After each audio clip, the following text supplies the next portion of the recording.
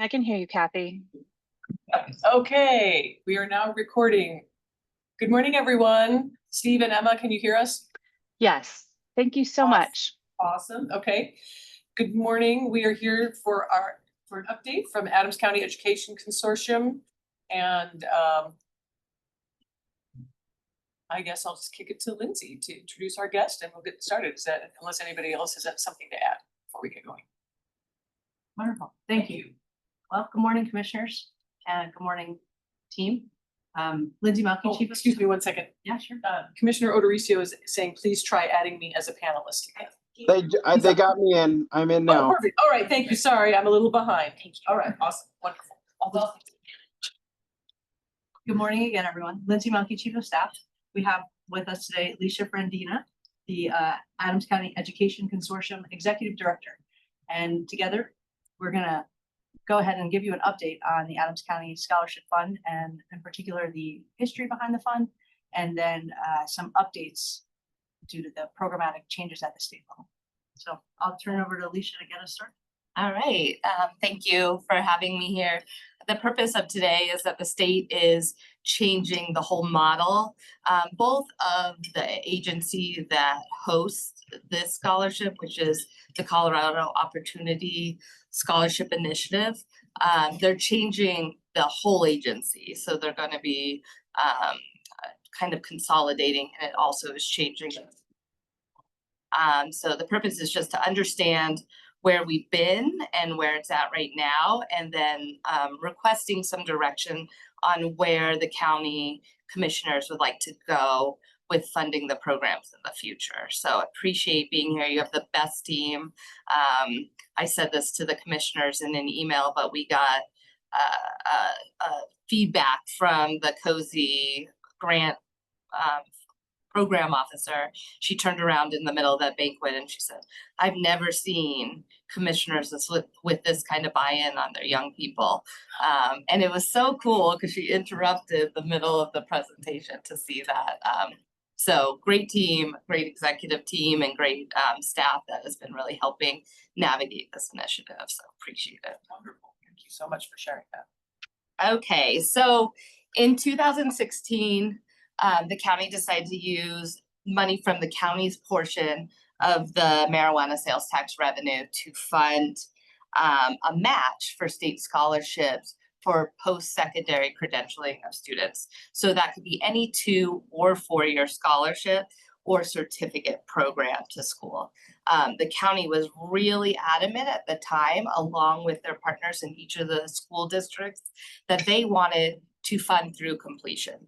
At the time, and actually we've had quite a bit of pushback from the state until recently, the state said we like to give out lots and lots of scholarships for 1 year. We are not tracking completion.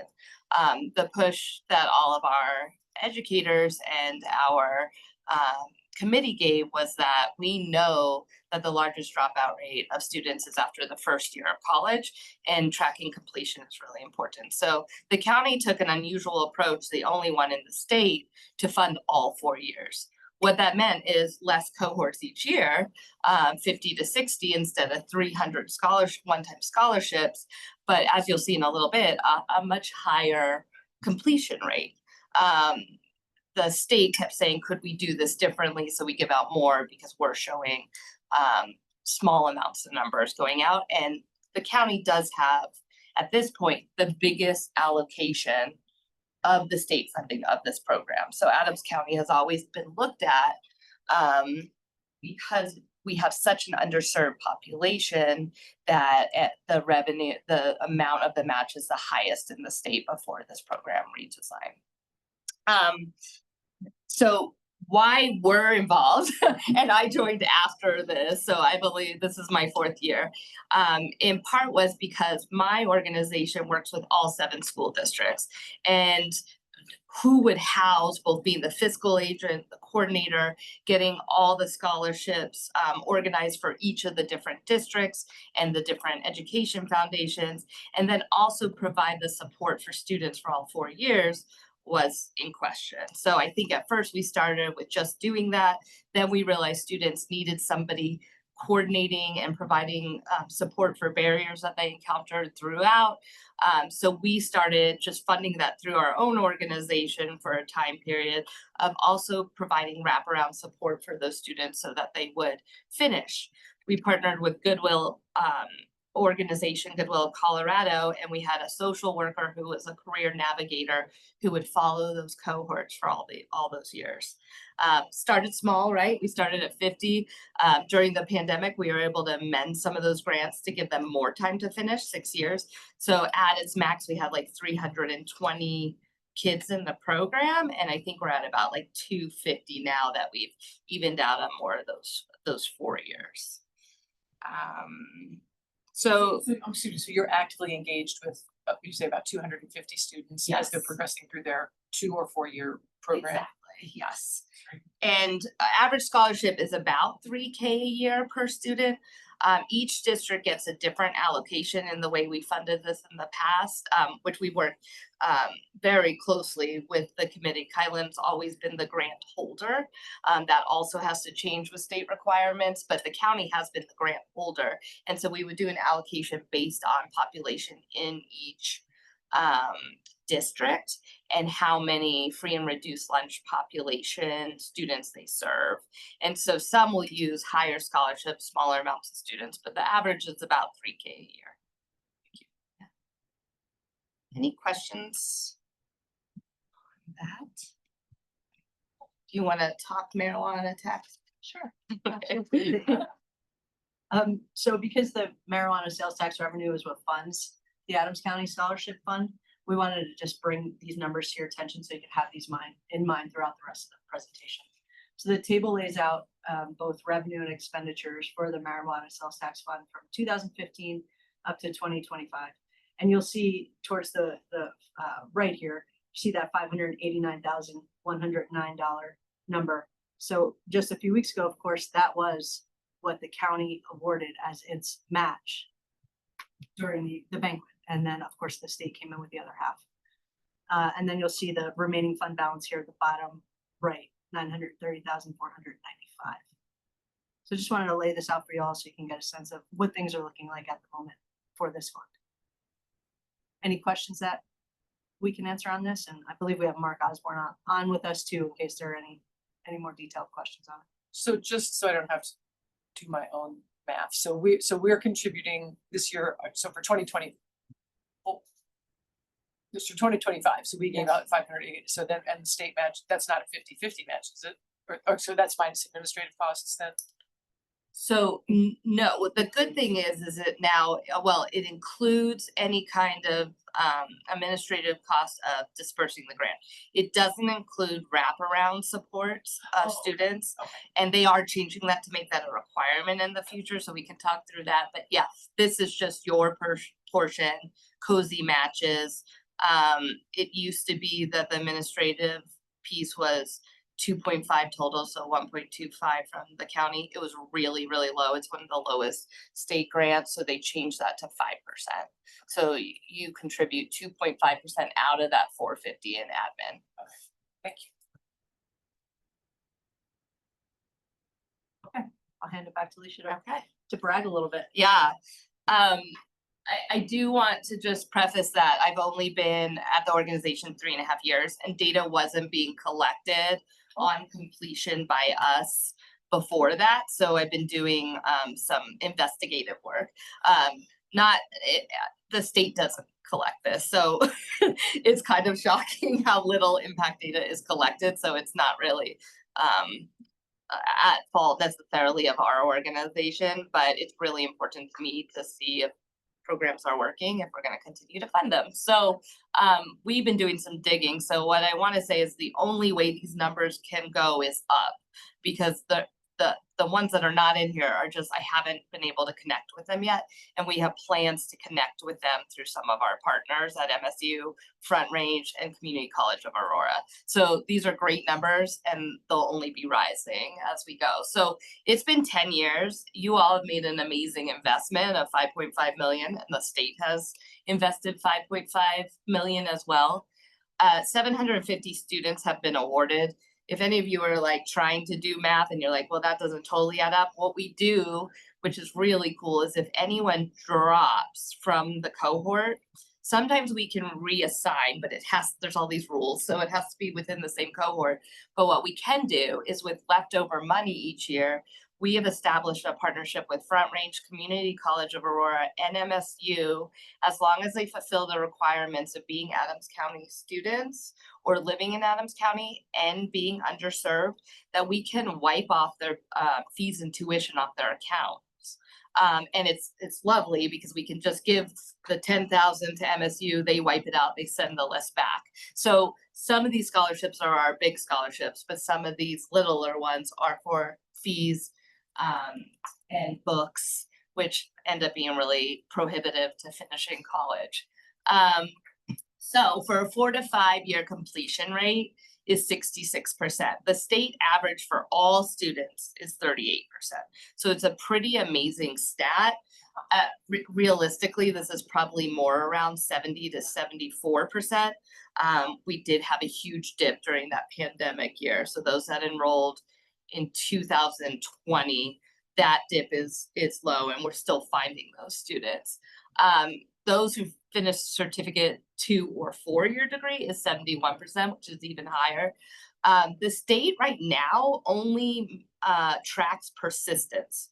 The way they define persistence is that a student goes from their first year of college to their second year of college. So I was like, well, let's track that too, because any credentialing is better because it's easier to start somewhere to finish college. For us, 2 years of college plus is a 95% persistence rate compared to the state 77 rate. So really good investment that has been made by the commissioners and really good impact that of course can be improved upon, but awesome things happening with this program. So anytime something awesome is happening, the world changes pretty dramatic. So Nice pivot for the yeah. time. So my understanding, and I've met with the executive director multiple times, I've also served on the, they had a third-party strategic planning organization come in and talk with all grantees, and I served on the focus group for that as well for 2 years now. My understanding is a couple of things of why this is changing. One, many of the programs at COSI, in part because impact data was not being selected, have been under question by the legislator.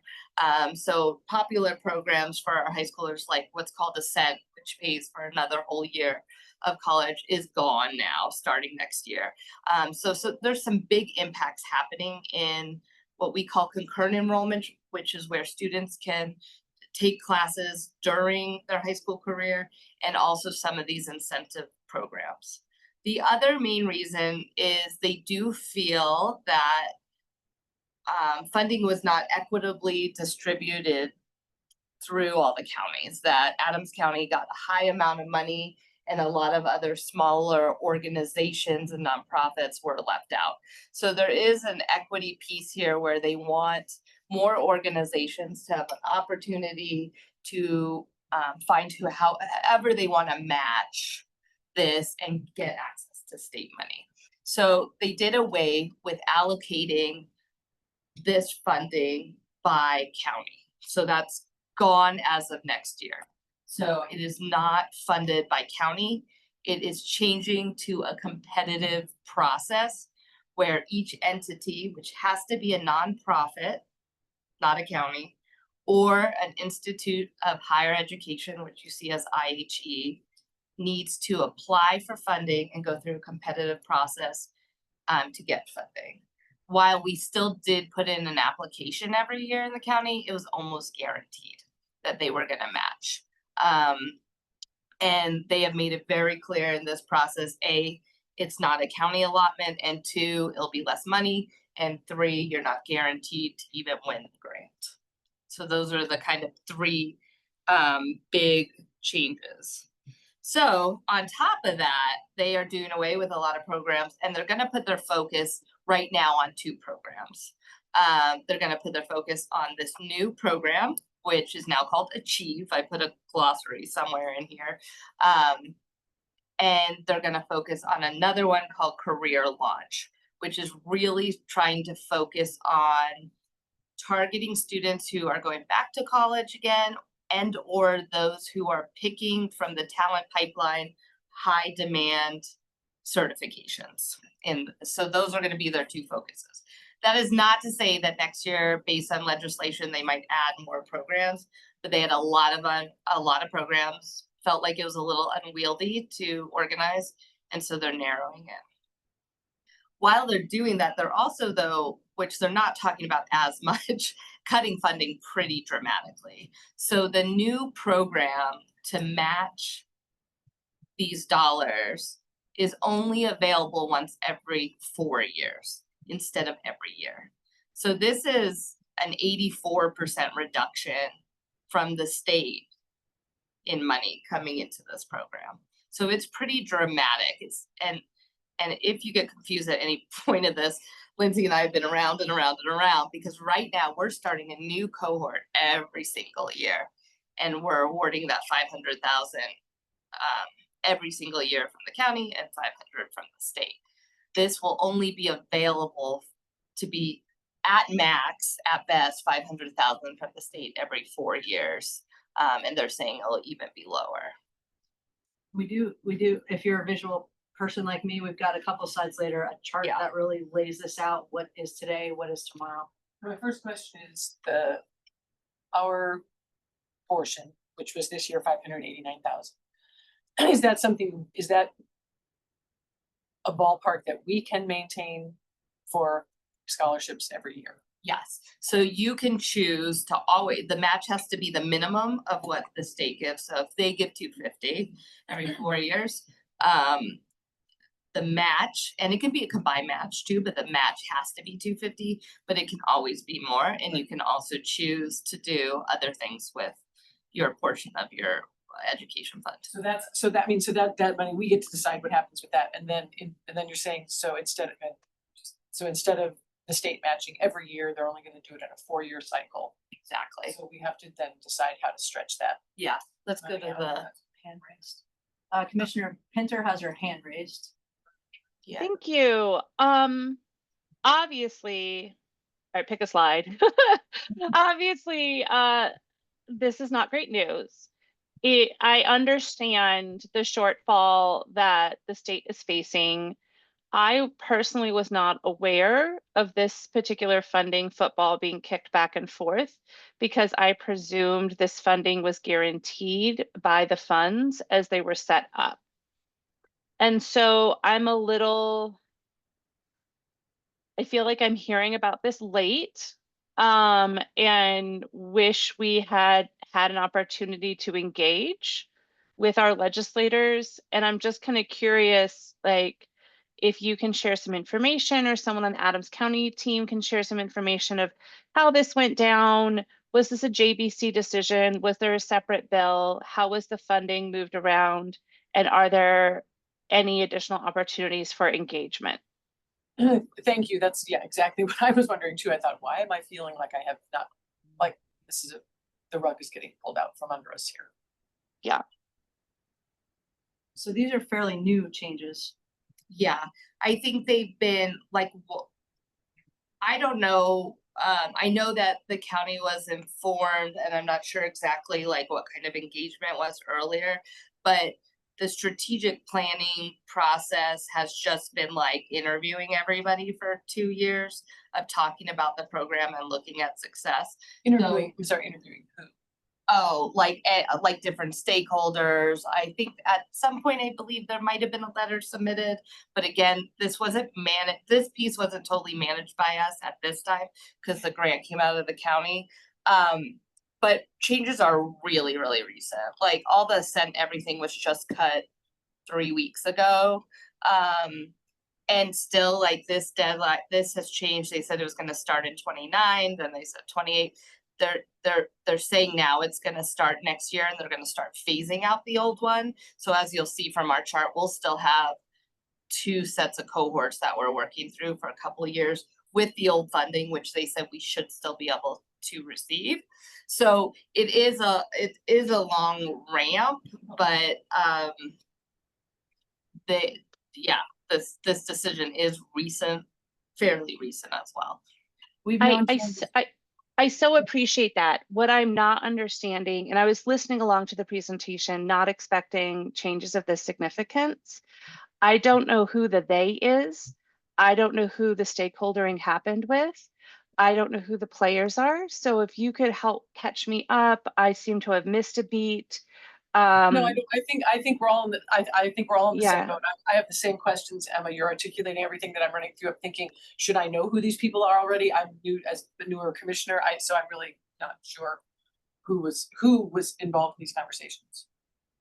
Yeah, thank you, please, Dion, go ahead. Yeah, and I just want to kind of narrow the question, and Lizzie, I know you and Alicia have been talking about the process thus far when it comes to the strategic planning effort, who that was with. I know what we're saying they were talking about the state COSI program and their strategic planning process.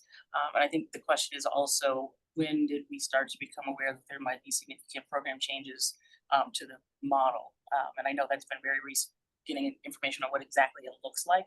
But I think these conversations started a little bit ago as far as this might be something that's on the table.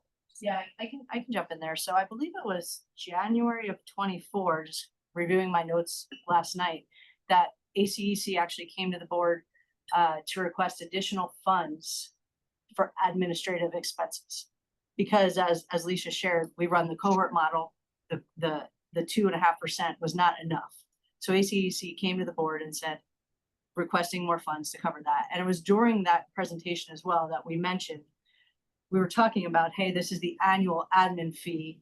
We're not sure if we're going to want to request it again in the future because there are changes being made to the program at the state level. We're not sure exactly what those look like. So it was just, I think within the last few months, but correct me if I'm wrong, that we really got the details as to what these changes are, which is why we're here with you all today. And I think the guidance when I presented to the board was that we'll do the board graciously offered to pay for the wraparound support and all the additional work that ACEC has been doing the last couple of years to navigate this, but that the board wanted to meet again when changes were coming through to decide what they wanted to do with the funding. I super appreciate that. And I'm sorry for repeating my question. I feel like I don't understand who the members of COSI are, what the opportunities were for engagement. Lindsay, I hear you that when the request came for additional funding for admin, the board approved it. That to me was representative of how passionate we are about this program being successful. And so I just feel like we missed an opportunity for engagement, and we've had a lot of balls in the air. So this is not a casting blame, but this is a significant change that will dramatically harm the youth in our community, in my opinion. And I feel we missed an opportunity for engagement. And so could I have more detail on who made the decision, who at COSI, under whose direction, with whose input? Yeah, and I might have to get back to you with some of those. The executive director is Cynthia Armand. She serves on the Rocky Mountain Partner. I'm saying her last name wrong. She serves on the Rocky Mountain Partnership as well. And so, and Lysandra's on the board of COSI. So, from Rocky Mountain Partnership. So the executive director of Cynthia, who is the executive director of COSI, is who was making these decisions based on the feedback of their they were working with Third Sector, which was their third party strategic planning group.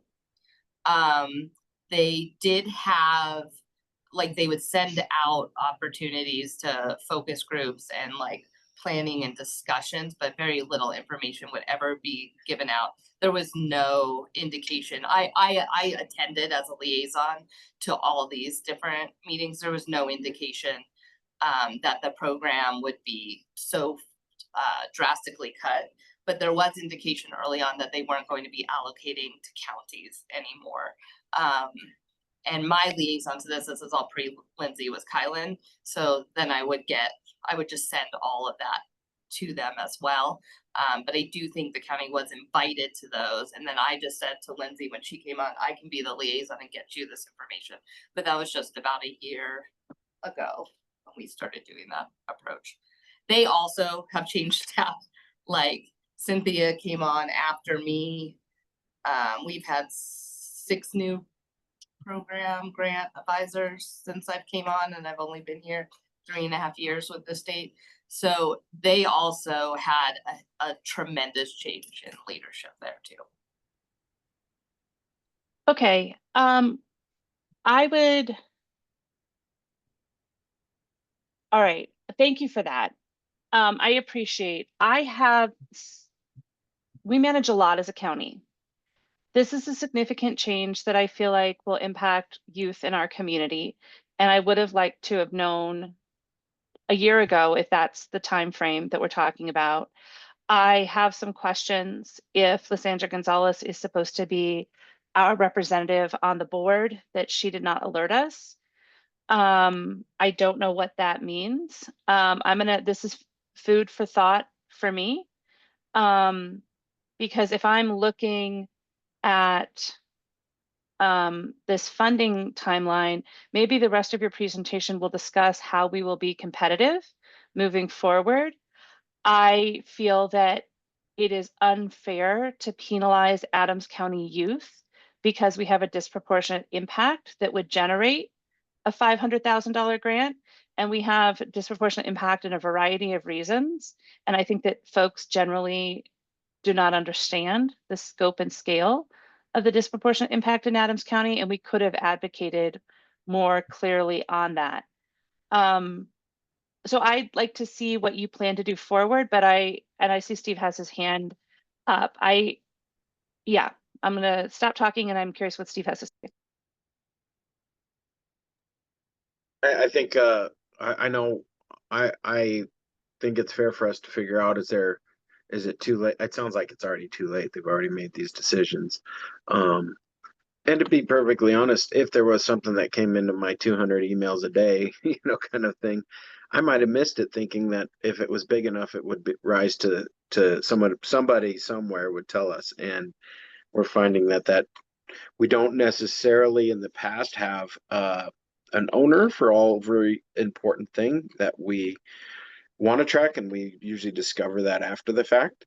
It happens quite a bit, and we're going through that now. And I know that's one of Dion's challenges, and the Board of County Commissioners and the executive leadership will be working together on that. And kind of goes along the lines of like always have a checklist, and now with the checklist and the items that we want to track, we want to have an owner. And I've talked to Dion quite a few times on making sure who's ultimately accountable and responsible for certain things that we want to make tracked. And I think that'll be part of our challenge as we go through a reorganization analysis. Will be to identify what are the things that we care about, and who's going to make sure we have ownership, who has ownership and accountability. And I think that's important for us. On this one in particular, I really am trying to understand that if I understand this correctly from and I've got the presentation up too, and it was a good presentation. It was hard for me to get to for a minute because I think I couldn't get to the website, but then I had to go a back way. I think I eventually got it. I don't know if that's something with the IT or not. Yeah, it's in trouble this morning, Commissioner. Sounds good. That's fine. So the Achieve program is for the new students. There's 2 programs now. There's Achieve and then there's Launch. And the Achieve is for new students. And it sounds like that allocation, people didn't like that Adams County kids were getting it. Doesn't it? We lost you for a second, Steve. Yeah, it's because my daughter tried to call me. I'm sorry. That Adams County students were getting these. Might I remind everyone in the state, this was based on need, not based on jurisdiction. And we also went above and beyond by approving a sales tax initiative, and went above and beyond by allocating almost every penny from the county receipt of sales tax from this special sales tax towards this program. And so I agree with Emma that I'm going to be quite frustrated to learn that that the equity issue might be based on the outcomes when people don't recognize the investment and commitment that we've given above and beyond.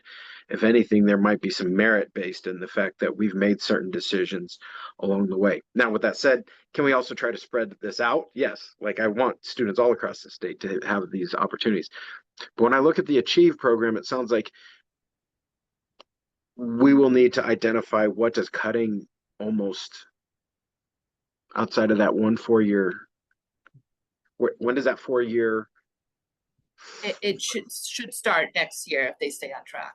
So, actually, Steve, can I, Dion and Lindsay had some comments, and then can we come back to your questions in a second? Yeah, thank you. Thank you. Yes, and just to address what you just said, Steve, we are gonna talk about in a couple of slides here, some options that we have, because we are thinking about what we are able to do to sort of soften the blow and maybe think about the program, what the investment looks like from the county. I also am hearing both you and Emma, and I think we can follow up with just more details on the strategic planning process, also what Rocky Mountain Partnership's role is in going forward, if we need to take a look at how that is working and how we're getting information back from RMP, because I think that we're all kind of looking at each other, have question marks too about how that. About being on that as a concern as well.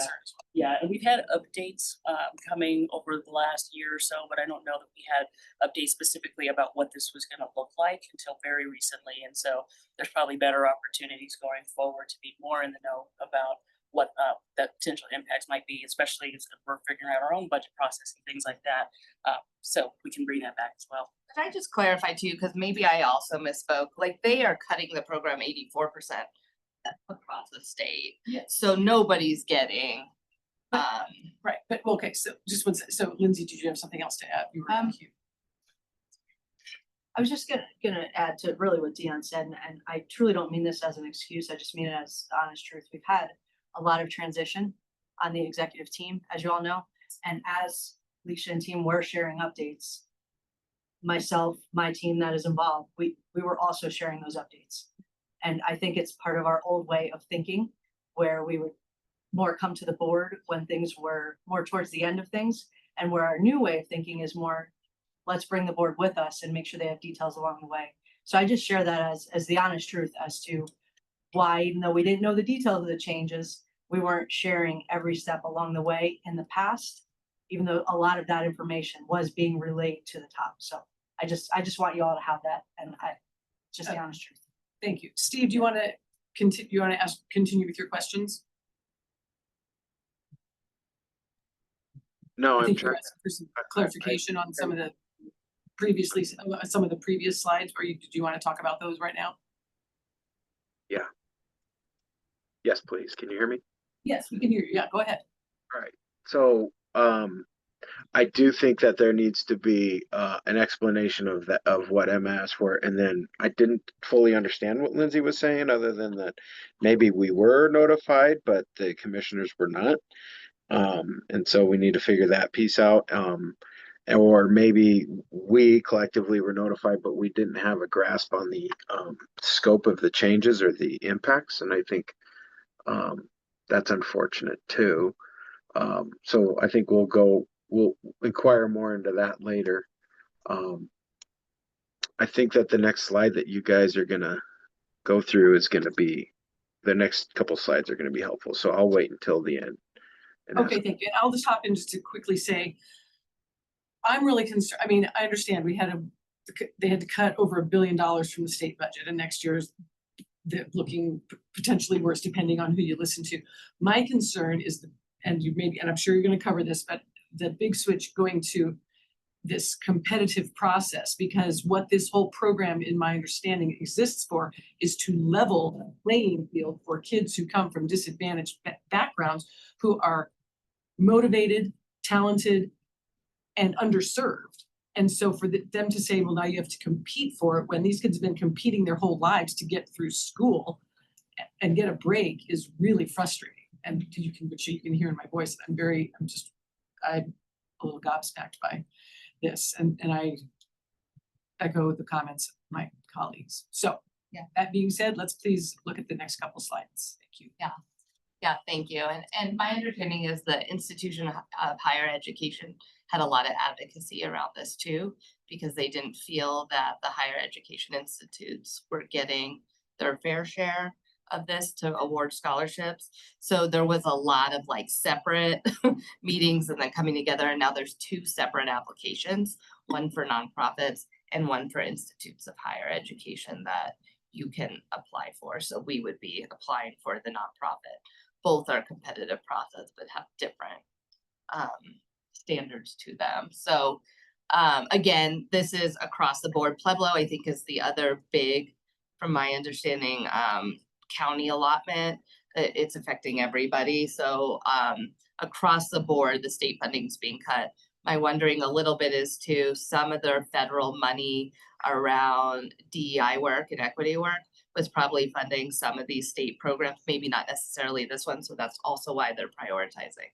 And I want to be open at, I went to the all-day session on this 3 weeks ago, and the question was asked, will this program even exist if it keeps going this way? And they couldn't answer those questions about federal funding for their state programming. So there is still a lot of uncertainty between the state and federal around if the DEI cuts, since they are so equity based and these programs have been being used in these programs, and that's also part of the problem and the quickness of all these changes, I think, at least in the cut, because we had never heard about how much they would be cut before this. Okay.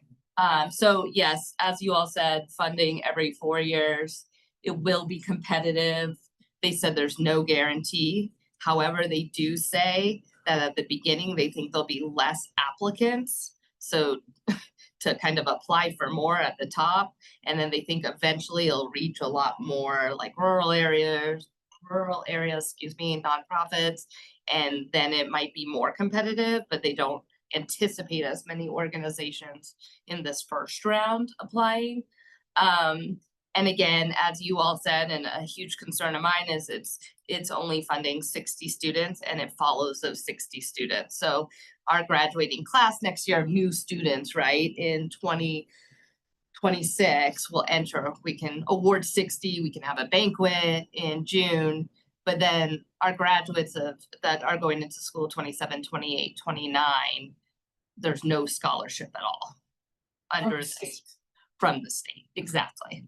Yes, so then they said they'll open, So it's not just that, but are we allowed to take if we win an allotment in this competitive process for 2026, do we have to spend it all in 2026 or can we choose to spread it out? so it could follow, it can be 4 years and follow students all 4 years. My advice so far on the pre-app, they're calling it, I think, is from the state to basically apply for what we're doing now and see what the feedback is. I'm sorry, I don't understand. To stay in a cohort model, if that's what everybody wants to do, Oh, and then just distribute, they will get that each year, their allotment of that each year. It brings the scholarship down, and we'll look at that to like $1,600 a year. It's a lower scholarship amount. It's about a 25% reduction in that. But they will get it each year for those 4 years. If a student drops out or doesn't finish school, we can reallocate that to a new student. So we could have like 5 applicants from the 2027 graduating class that we can award that to, or choose to do something else with that as well.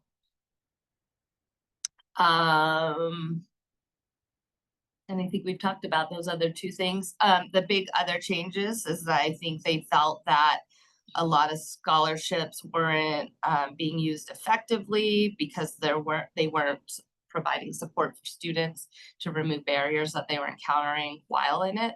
So the new grant, without additional funding, is requiring part of that funding to be used for wraparound supports for a coordinator that follows those students and helps them gather information and direct them to mental health if they need support there, or if they don't know where their paperwork goes, or they've lost their financial aid, and have a person dedicated from your team or a partner team that will do that work. And that is also included in the allocation. It's not a separate funding stream.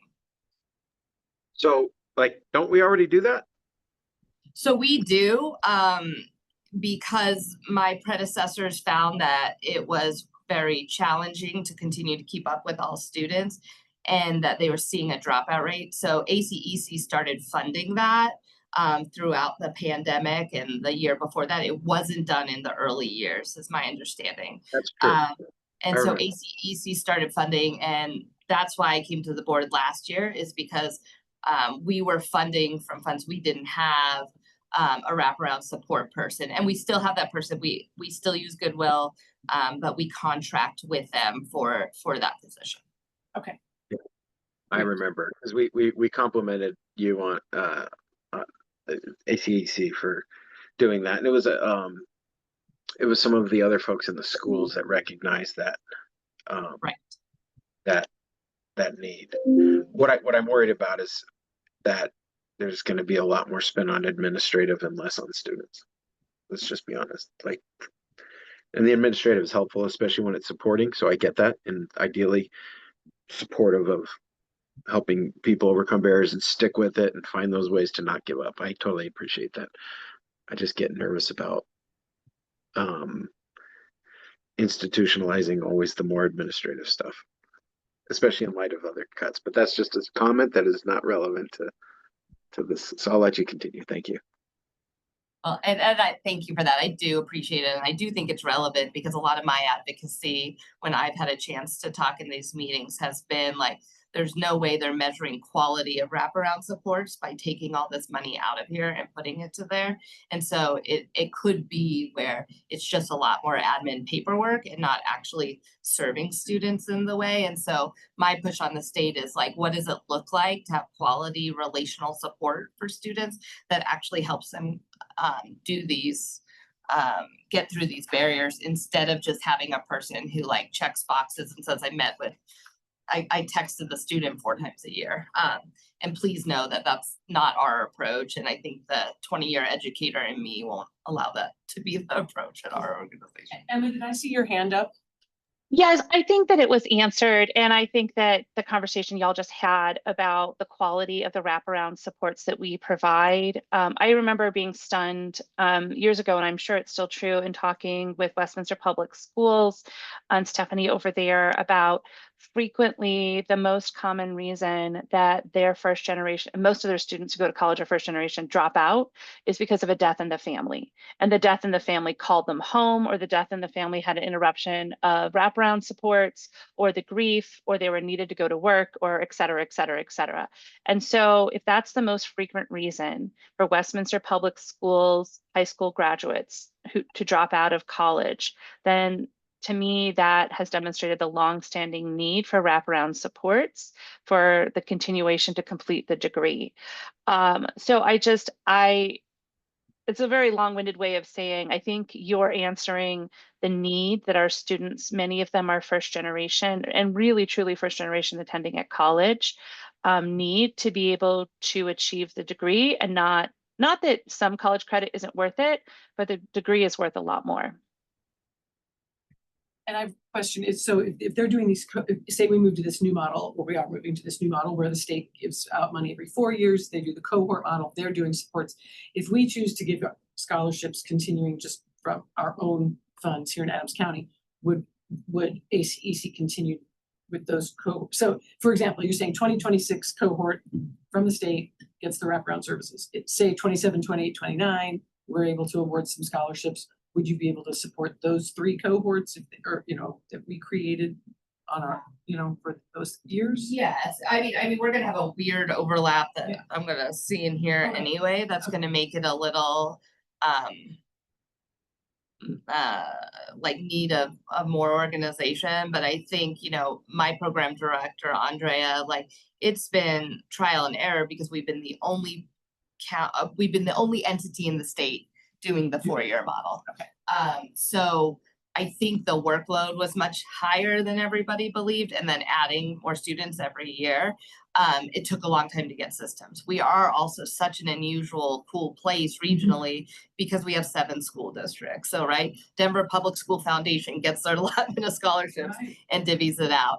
But figuring out equitable ways to serve all of Adams County students through 7 districts, right? That's not one district wanted to be the holder of this, right? Because then how would it get distributed? And in fact, the state is in a weird way recognizing the model of Adams County as successful in saying like there should be there should be a manager of this that's outside of the school districts. Cohorts work, 4-year completion systems work, but they don't get to show legislatures that they've done 2,000 scholarships in a year to Adams County because it's a 60 over 4 years. And they are now collecting impact data for completion, but it's just started, so. Thank you very much. Yeah, but we can absolutely do that. So yeah, just this is a visual to show, you know, who we were serving, what's happening currently, and what it'll look like when we're just underachieved. So MSS is what it was called before. And you can see that we were making a bigger investment in students with 240 students with higher amounts of money. And then what they said is the other challenging thing is we're the only people they have to phase out of the old model. So they don't have like a system for doing that besides working with us. So there's no other entity that has cohorts that are in their junior and senior year of college next year while they did away with the program. So what they have told us is it will be a separate application for the next year only for us, for MSS, that we can ask for the money to fund those students for the 2 years to finish them up while we're doing the other. So there will be this kind of juggling act we're doing as an organization. I think we can all manage it, particularly if we come up with just some more conducive systems within the districts to say like, this is everybody's allocation as we finish this out, and be very proactive with communication so that nobody's caught off guard about like less scholarships per year. So that's why this looks wonky for 2026, because they will give us 2 years of our juniors and seniors. So like, hopefully give us 2 years of funding for that. And then we will have, and then it'll go down. So in the future, since we'll only run this every 4 years, we'll only be serving 60 students in 4 years instead of 240 students. And again, that's if we just are matching identical to the state. No matter what, it'll be less because obviously the match is not there anymore, but the county can decide to do different things with this money.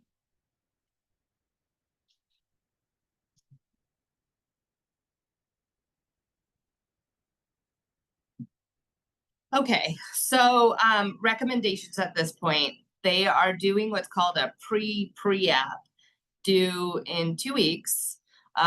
They gave like a month ramp for this. They wanted it to be clear that this is not, this will not be where you're competitively reviewed. They want to see what entities are thinking and what they're thinking of doing, and then they'll give the feedback, and then in September, they are requiring an application. And these pieces, I will just say, have come very fast. I've stayed on top of it, and these went to an all-day discussion of this in late April, and then I think all this came out. So it's been this piece has been very fast. The recommendation would be that we are happy to complete this application on behalf of the county since the county can't do it anymore. I would be happy to lead that and work with the team on that piece. The first recommendation would be that the county invest, I put up to because all these numbers are out of are all wonky right now, up to 700K match for 2026, which would fund all three of those. So the match for the MSS for our last two juniors and seniors. What they're saying they'll do on Achieve is like they may match up to 225. I'm still gonna ask for 500 and just see what happens. And that's been even my recommendation from our grant liaison to say, like, look at your data after attending our award ceremony. She was like, just show that this is working. And so still ask for the most. And we have awarded, and this is where I want us to think about that launch. They're putting money into other things and they're saying they'll match us in other things. So I just applied for the pilot of launch and they said they would match us 120,000 for students who we want to re-engage. And so we have been doing the pre-work, hoping that the county would do the match of finding all those students who left college during the pandemic that were in our program. Because we know it's really, really hard to re-engage students who leave college, but we have kind of a captive audience because we have, at some point, we had a relationship with these students who might have had one semester left, or they might be able to get a certificate or a 2-year degree and they just left during that pandemic time.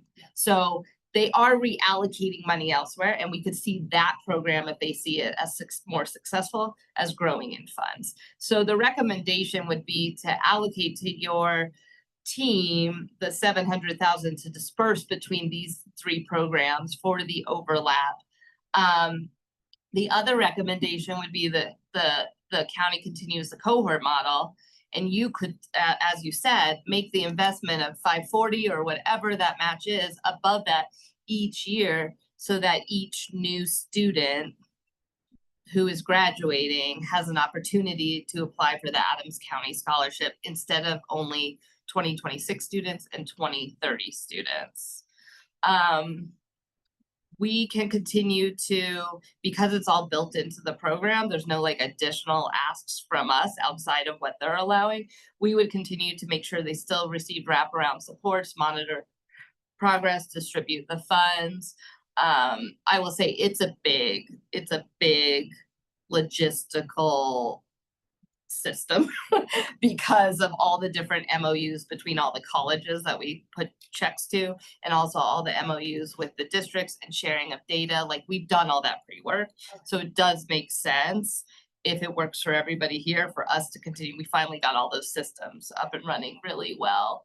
And then I would suggest that the county and ACEC were advising the county on what this data is showing to see where to apply for more funds and what programs are producing results. Because I believe the state will probably add yet another kind of scholarship program in the next couple of years too, that might be apart from this. So it might be just a redistribution of funds.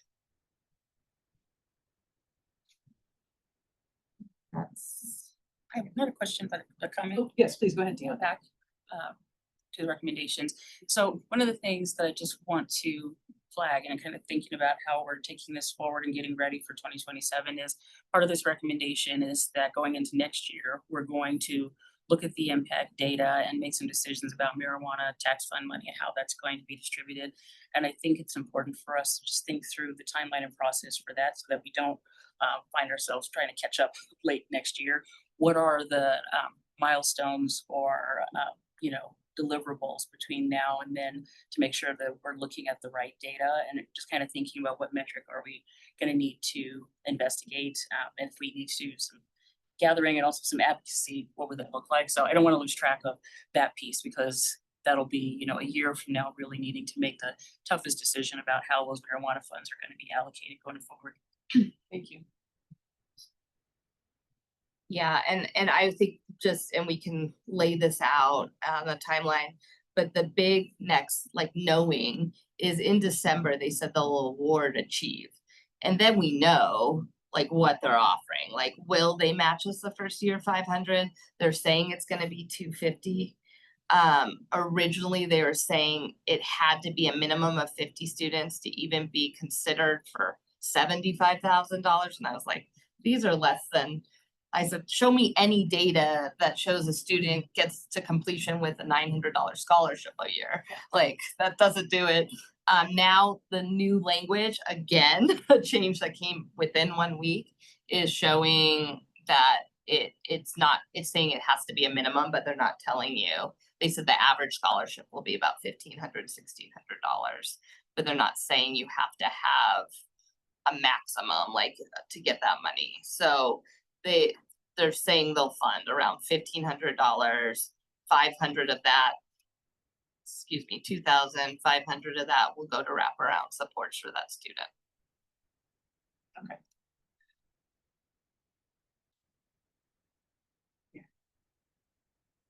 So one of the reasons. Hey, Excuse me, Emma? Emma, go ahead. sorry, this is a lot to take in. Thank you so much. Can we go back to the last slide? Yep. I feel like the last line here, I was trying to read it all and listen to you at the same time. And so I feel like I'm catching up in real time. So thank you for all of these questions. Recommendation 1 is an 80% reduction in the county investment in education from this fund. So a 2027 plan for how the county wants to use marijuana tax fund money will be necessary. Can you tell me more about that? Because to me, I'm reading through all the other stuff and I'm like, yes, yes, yes, yes. Okay. And then I get to that last line and it feels like a huge point. Could you tell me a little bit more about that?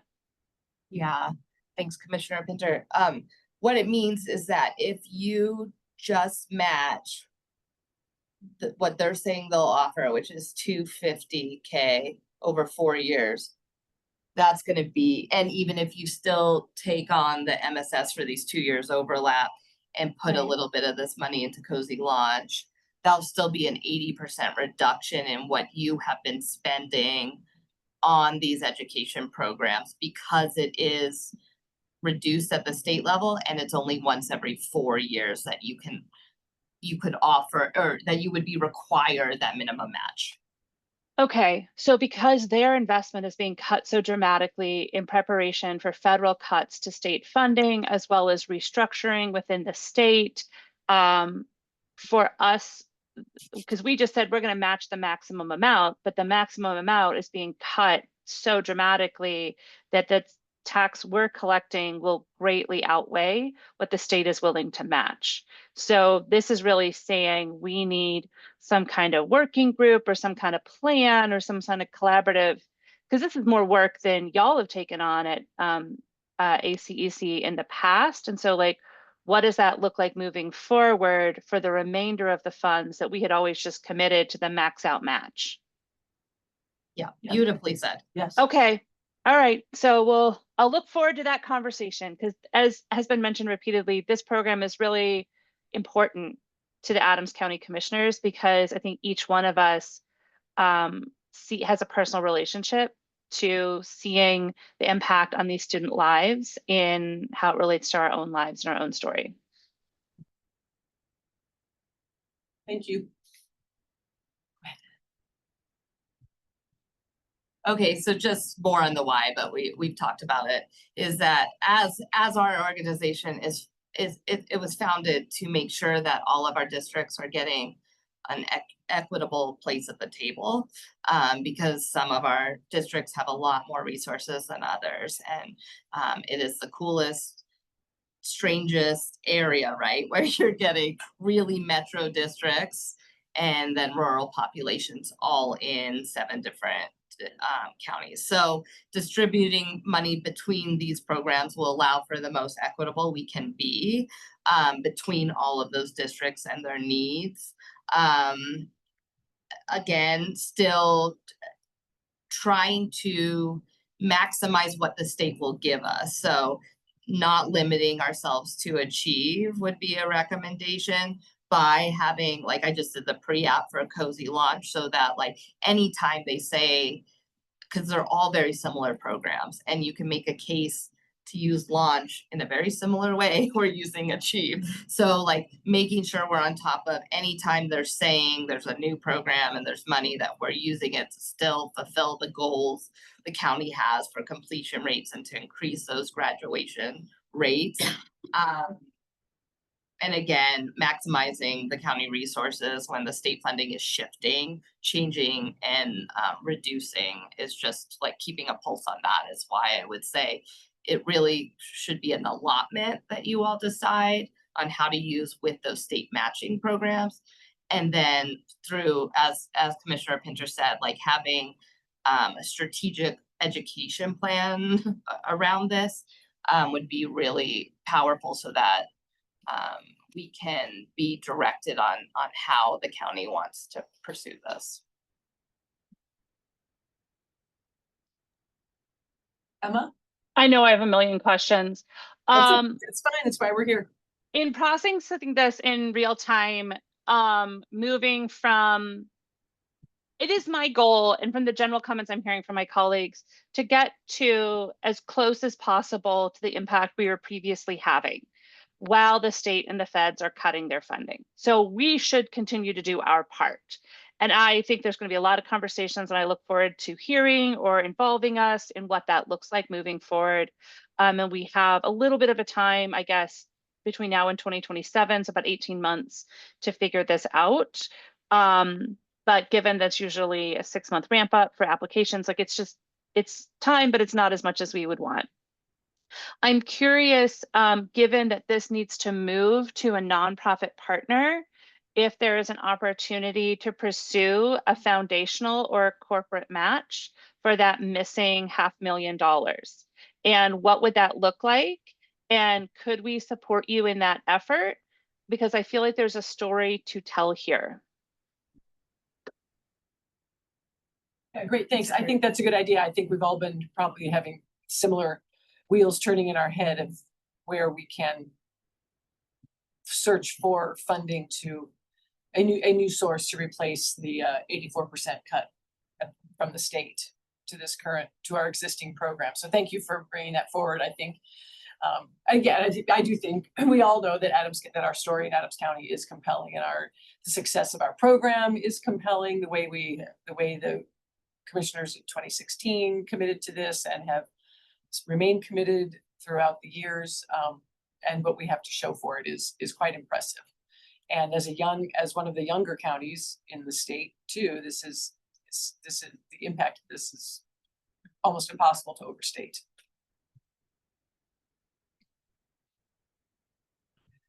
So, do you have any more slides? Okay, so the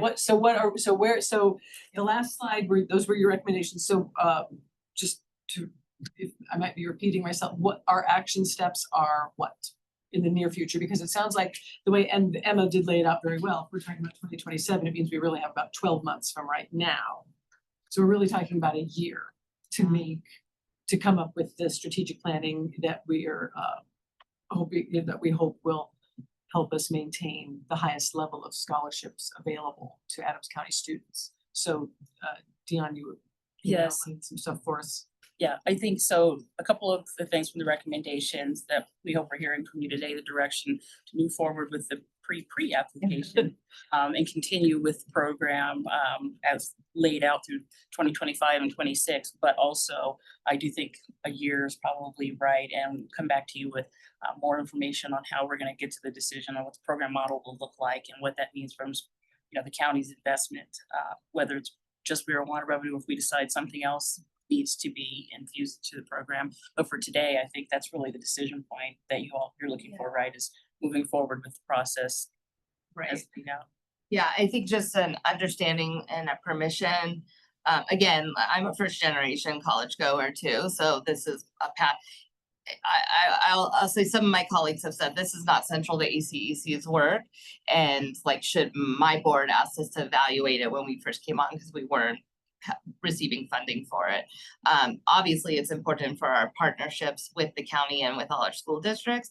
And what I found is it's just so impactful, and it allows us to stay connected to students that while it's not the center of our mission, it is part of our mission. And so my desire is really from the passion of like, is it okay for me to go ahead and apply and be your nonprofit to apply for this on top of the county, since before that was your decision as a government entity.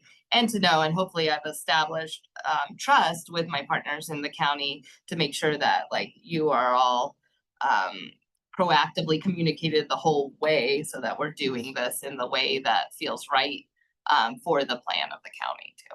So we're talking about, it was then, do we have a working group already together, or we already have staff who are in part of this, or what do you envision? And also kind of a timeline to come back to the board with like, just update on what the steps are as we're building this. I'll start, and then you can also jump in. We have staff working on this. I don't know that we have a formal working group specifically on this, and that's what we need to come back and talk through how we'll develop that and what the next steps will look like. It sounds like September is when the first pre-application process is happening, and then December we'll have a lot more clarity from the Achieve program, and I think we can work between now and then on getting the right group together to work through this. Please have so much to go into. Go ahead. To say the pre-app is due here the end of this month, Okay, and then in September is the application for the following year. Right. And then we will have the final answer. So after the June one, we'll get some feedback, which will help inform the September one. Then we'll get the final answer from the September one for the following year in December. So that's just the short timeline. And in the interim, as we've all stated, a working group will put together for various things, including understanding what this may look like, meaning the marijuana fund and what the program will look like going forward in 2027. So Okay. we owe you more details on that piece, but I also just wanted to lay out the more shorter term timeline for Yeah. y'all as well. Because they have allocated the 120,000 if the county wants to match that for launch. Yep. That allocation has been out for the launch piece, but it should all still be come together as less than what the match has been in the past, but so we need to allocate that money? For the, if by September was the. Yes, if we're gonna move forward with that piece, yes, by September, we'd want to allocate that 120,000, 60 a year, broken down in some funky ways, but about 60 a year for 2 years for launch. okay, And that is separate from the application that Leisha is referring to, which is MSS and or soon to be Achieve. and you all are tracking this and you're gonna bring this back to us obviously before September, right? Okay, so Steve and Emma, is this all copacetic with you? Where we're heading? I'm following it correctly. It's my understanding that we're saying, let's continue with our partnership with ACEC. To go ahead and apply for the next year, knowing that there might continue to be changes in both the state programs as well as ACEC's commitment might change based on what we talked about, which is you still need to get approval from your board. But at least in the short term, we're going to continue to try to get as much as we can from these existing programs. And I'm all for that. I think you've done a great job. I think that, to be honest with you, this scholarship program was one of the things that kept the Adams County, ACEC and Adams County together. There was a time where there was some tension between the organizations, and one feeling a lack of support and the other one feeling that we were getting pulled in a lot of different directions. And there was like competition or at least a lack of cooperation, for a while, or the feeling of, and that was a long time ago. So it was well before you got here. But I think like what this has done is it's really helped kind of pull us all together, the two organizations. And I've really enjoyed having this serve as kind of that anchor between our organizations. And so I appreciate your work on this. I think you've done an outstanding job. And I think I really enjoyed this. So I'm okay with proceeding, knowing that there might be some more changes coming, but let's continue as long as we can. That's my approach. Great, thank you. I appreciate your background, and that perspective is always helpful to those of us who haven't been here in Adams County actively in these roles as long. Thank you, Steve. Emma, anything from you before we wrap? Yeah, I just agree, and some interim updates might be helpful. Dion and or Lindsay, some understanding of like what our piece is to come alongside to support ACEC as they do this work, because we're going to be a majority funder of this work, and so I'd like to have some updates moving forward on like how that's going. not every week or every month, but like at some sort of a cadence where we all feel informed, as we're managing a lot of change. Absolutely. Yes, And I believe I'm hearing that, if I may, Commissioner, I believe I'm hearing that it'd be helpful to the board to have one of those updates before the September deadline, yes, where we may move forward with allocating money to launch. I believe Yes. that's, So that's really a our request next for, step here. yes, Okay, thank you. thank you. Yes, thanks. Anything else, Emma? Was that, or I didn't mean to cut you off. No, I've talked a lot. I think that's it. I'll just say, yeah, thank you, Leisha, I mean, and staff, these are really seismic shifts, and obviously, we felt a little bit surprised by those today, so thank you for helping us navigate a lot of information, some big changes to a program that it's incredibly successful and near and dear to the hearts of our county, our staff, and certainly the commission. So we look forward to hearing the updates. Thank you, staff and Alicia, again for everything, and we look forward to getting the updates before September so that we can make sure we're staying on top of all the opportunities available to us to maximize this opportunity. Totally agree. And Dion took notes, and we'll follow up on the organizational aspects that were discussed earlier in the week, Yes, meeting, yes, yep, we got that. Thank you. separate from the programmatic aspects that we're wrapping up on. So thank you. Yes. Yes. Thanks, yes. Steve. Yep. Anybody else? All right, thank you very much. Thank you. I gotta say, Yes.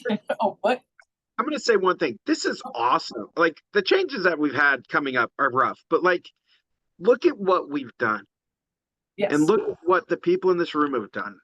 And it truly is. I mean, like when you heard Steve Steger say, he's asked this question all the time where that money goes. People don't know that, and he's able to point to Adams County, who's done a lot on this issue. So I just want you to know that I'm extremely happy with what we've done and how well our staff and our team and ACEC and everyone's worked on this, particularly this the school boards and the foundation. So thank you. Okay, thank you. Thanks, everyone. Have a great day. Thank you, commissioners. Thanks, team.